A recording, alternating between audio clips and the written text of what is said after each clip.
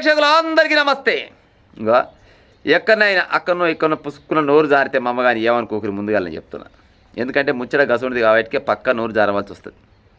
అమాయక బాలిక 14 సంవత్సరాల అమాయక బాలిక పాపం చిన్నతనంలో తండ్రి చచ్చిపోయినట. తండ్రి చచ్చిపోతే తల్లి 14 సంవత్సరాలు సాది ఏదో కాయకష్టం చేసుకుంటూ బతుందంట. గసవంటి అమాయక బాలికకు మాయమాటలు చెప్పి మోసం చేసి ప్రేమ అని దానికి ఒక పేరు పెట్టి ఒకరి తర్వాత ఒకరు ముగ్గురు నలుగురు అమ్మాయి పైన అత్యాచారం చేసిరంట. పలుమార్లు అత్యాచారం చేస్తురంట. చూడురే, మనుషులు అంటుండొచ్చు నా వీళ్ళని, పశువులు కూడా సిగ్గుపడుతుండొచ్చు పాడైపోను. POCSO case పెట్టిరంట. ఇందులో ఒక లుచ్చ నర ఒక కానిస్టేబుల్ కూడా ఉండట. ఎందుకంటున్నా ఇంత గట్టిగా అంటే ఎంతో కొంత చదువుకున్నాడు, చట్టాల మీద అవగాహన ఉన్నోడు, ఆయన వృత్తే గసోటిది కూడా గిట్టికి పని చేస్తే ఇక సాధారణ పబ్లిక్ పరిస్థితి ఏం చెప్పురు. ఇక వాడు ఒక కానిస్టేబుల్ అన్న కనీసం కనికరించాలి. అరే అమ్మాయి మైనర్ బాలిక అమ్మాయి పైన గిట్ట చేస్తే రేపన్నాడు మన పరిస్థితి దారుణంగా ఉంటుంది, ఘోరంగా ఉంటుంది, వాడన చెప్పు తీసుకొని కొడతాడు, నోట్లో ఉంచుతాడు అనేది కనీసం అయినా ఏమన్నా అవగాహన ఉండాలి కదా. వానికి కూడా అవగాహన లేదంట. ఒకరి తర్వాత ఒకరు విడతల వారిగా అమ్మాయి పైన అత్యాచారం చేస్తూనే ఊరంట. ఒక లుచ్చ ఆ అమ్మాయిని ప్రేమిస్తున్నాని ఎంటబడ్డాడంట. 14 సంవత్సరాల అమ్మాయి, ఆమెకు పెద్దగా అంత లోకజ్ఞానం కూడా లేదంట. ప్రేమిస్తున్నాని చెప్పి అమ్మాయిని చిన్నగా మా దోస్తు దగ్గర తీసుకుపోతా మనం ఎట్టట పెళ్లి చేసుకోవాలి ఏం కథ అనేది ఆడు చెప్తాడు అని చెప్పిందట. ఇద్దరు ఆటో డ్రైవర్లు అంట, ఓడేమో కానిస్టేబుల్ అంట, ఓడేమో అవరగాడంట. వీళ్ళంతా కలిసి ఆడికి రూమ్ కార్డు తీసుకుపోయారంట. రూమ్ కార్డు తీసుకుపోగానే ఆ కానిస్టేబుల్ గారు చూసి ఆ అమ్మాయి పైన అత్యాచారం చేసిండట. అత్యాచారం చేసి పంపించినాక ఆ పంపిన ముచ్చట ఏం చేసినట్టే, అరే పలానా అమ్మాయి పైన నేను ఇక అంతా అయిపోయింది అని ఈ లుచ్చలకు చెప్పిండట.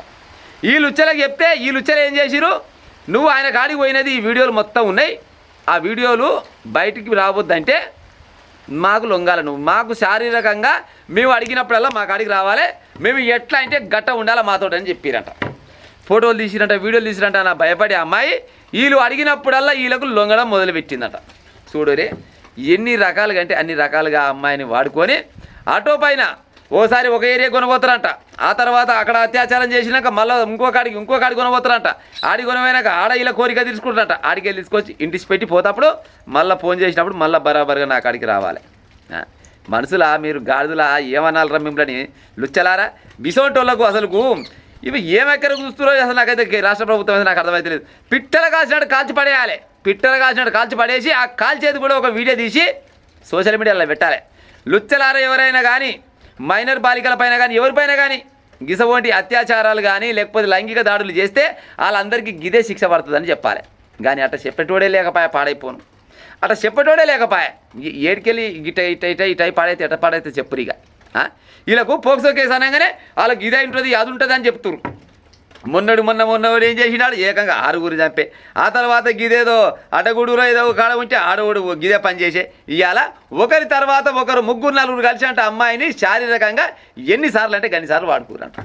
వీళ్ళని ఏమనాలో చెప్పురు ప్రజలారు. గింత అధ్వానంగా పాడైతే తండ్రి చచ్చిపోయిన బాధలు ఆమెన్నది, తల్లి పట్టుకొని ఆమెని సాత్తుంటే కనీసం కనికరం లేకుండా ప్రేమ పేరుతో ఒకరు భయపెట్టి మరో 2 బాలికపై 3 యువకుల లైంగిక దాడి. భద్రాద్రి జిల్లా కేంద్రం కొత్తగూడెంలో అమాయనీయ ఘటన.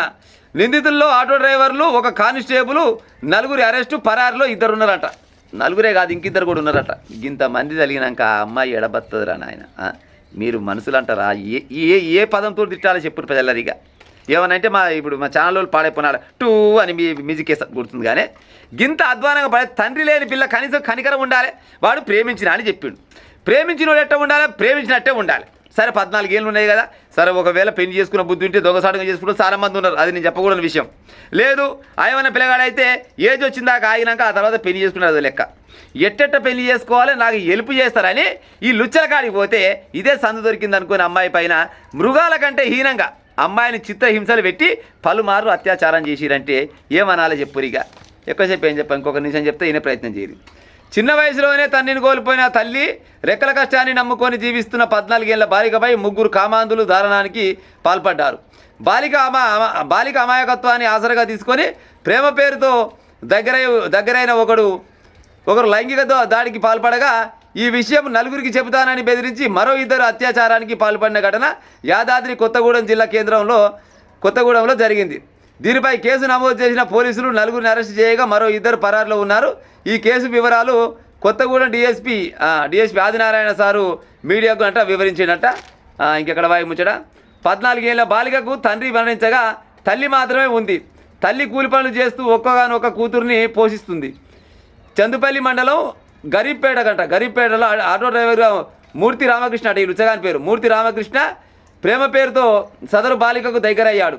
ఈ నెల 3 తారీఖున పెళ్లి గురించి మాట్లాడతానని చెప్పి ఓల్డ్ డిపో ప్రాంతానికి తన బావ కానిస్టేబుల్ వెంకటేష్ ఇటు లుచ్చనర ఈ వెంకటేష్ కాడ తీసుకుపోయినట్ట. మా బావ కానిస్టేబుల్ ఎంతో కొంత తెలుస్తుంది కదా, అవరా వారి సిగ్గు తప్పిన వాళ్ళు లుచ్చ కానిస్టేబుల్గా. ఇప్పుడు నీ బామ్మడిది లవ్ చేసి అనుకుందాం సపోజ్. మరి బామ్మడిది లవ్ చేస్తే బామ్మడిది కాబోయే పిల్లం ఏమవుతుందిరా నీకు? వెంకటేశా చెప్పరా. ఇప్పుడు బామ్మడిది కాబోయే పిల్లం చెల్లెనట్టుగా లెక్క. ఆల్రెడీ నీ బామ్మడిది ప్రేమించిండో ఇంకేం చేసిండో పాడైపోను. ఇక మనం అనకూడని ముచ్చట కానీ సరే వాళ్ళు కొన్ని రోజుల నుంచి ప్రేమించుకుని మరి కలిస్తే నీకు చెల్లి అన్నట్టుగా లెక్క. అయ్యో మరి నా బామ్మడిదే కదా ప్రేమించింది, మరి రేపనాడు పెళ్లి చేసుకుంటే మరి నాకు చెల్లి అవుతుంది కదా అని కనీసం కూడా ఆలోచన లేకుండా మనిషివా నువ్వు మానవ మృగాని వారని ఆయన నాకు అర్థం కాదు. కానీ చదువుకొని పాస్ అయ్యి పోలీసు నౌకరు సంపాదిస్తేవి కనీసం చట్టాలు ఎట్టెట్టుంటే ఏం కథ అని తెలియదా? ఒక్కొక్కరికి ఈ కచ్చబెట్టి గెలుస్తారని తెలియదురా. అంటేనే వికాస్ దెబ్బ కానీ పచ్చికారం పెట్టాలి వీళ్ళకు నిజంగా. మరి ఇప్పుడు వాళ్ళు ఇన్ఛార్జ్ సజ్జనార్ సారే అనుకుంటా సారు. ఈ 4, 5, 6 ఉన్నారు.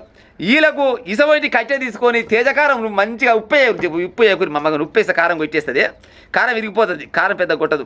ఉప్పేని తేజకారం పెట్టి మంచిగా వారం 10 రోజులు మసాజ్ చేయరాలకు. మసాజ్ చేస్తే కిందికెళ్ళి కొడితే పైకెళ్ళి వెళ్ళాలి. అట్ట కానీ చేస్తే ఇంకోటి గిసోటి పని చేస్తానికి జర భయపడతారు.